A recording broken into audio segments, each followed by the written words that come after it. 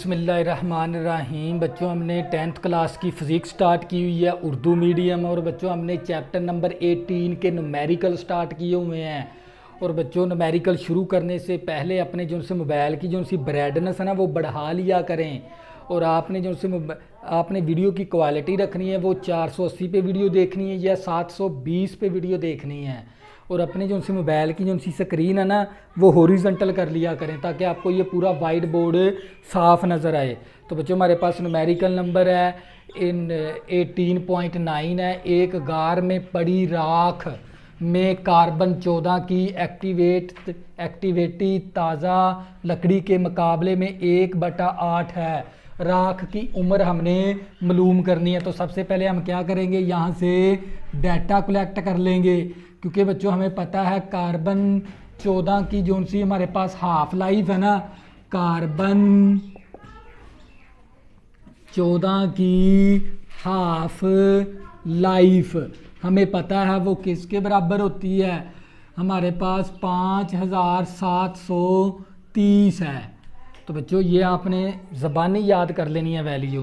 Carbon 14 की जो सी half life है ना, 5730 है। और हमें क्या दे दिया उसने, असल बाकी मकदार दे दी। बाकी मकदार हमारे पास किसके बराबर है, 1/8 है, TH।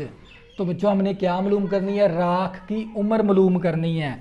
राख की उम्र हमने क्या करनी है, मालूम।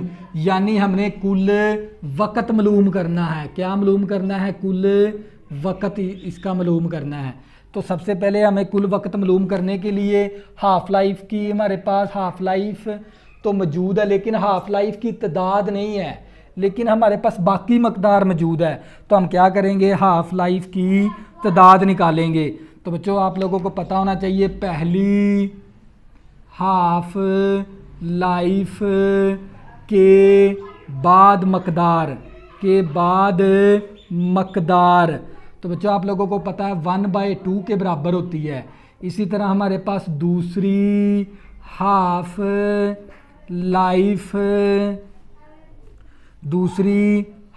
लाइफ के बाद मकदार। तो बच्चों, आप लोगों को पता है इस 2 को फिर मज़ीद 2 के साथ ज़रब करवा देंगे तो हमारे पास 1/4 आ जाएगी। इसी तरह बच्चों, हमारे पास तीसरी हाफ लाइफ के बाद मकदार, तीसरी हाफ लाइफ के बाद मकदार। तो बच्चों, हम क्या करेंगे, इस 4 को मज़ीद 2 के साथ ज़रब करवा देंगे तो ये हमारे पास 1/8 आ जाएगा। तो बच्चों, आप लोगों को पता है कितनी हाफ लाइफ की तादाद आ गई हमारे पास, 1 2 3। तो हम ये कह सकते हैं ना भी हाफ लाइफ की तादाद हमारे पास किसके बराबर आ गई, 3 के बराबर।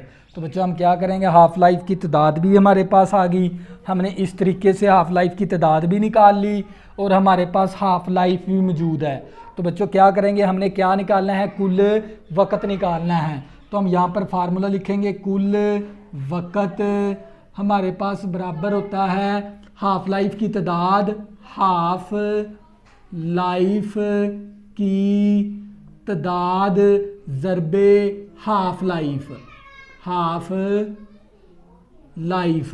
तो बच्चों, हाफ लाइफ की तादाद 3 है और हाफ लाइफ की तादाद हमारे पास 3 है, क्योंकि ये 1/8 बाकी मकदार हमारे पास 1/8 थी। तो हमने इस बाकी मकदार के तरीके के साथ हमने पहली हाफ लाइफ के बाद मकदार मालूम की, 1/2 के बराबर है। दूसरी हाफ लाइफ के बाद मकदार मालूम की, इसको 2 के साथ ज़रब करवा दिया, 1/4 था गई। तीसरी हाफ लाइफ के बाद मकदार, इसको फिर 2 के साथ ज़रब करवा दिया, 1/8 आ गया। तो 1/8 का मतलब क्या, कितनी हाफ लाइफ आ गई हमारे पास तादाद इसकी, 1 2 3। तो हाफ लाइफ की तादाद कितनी आ गई, 3।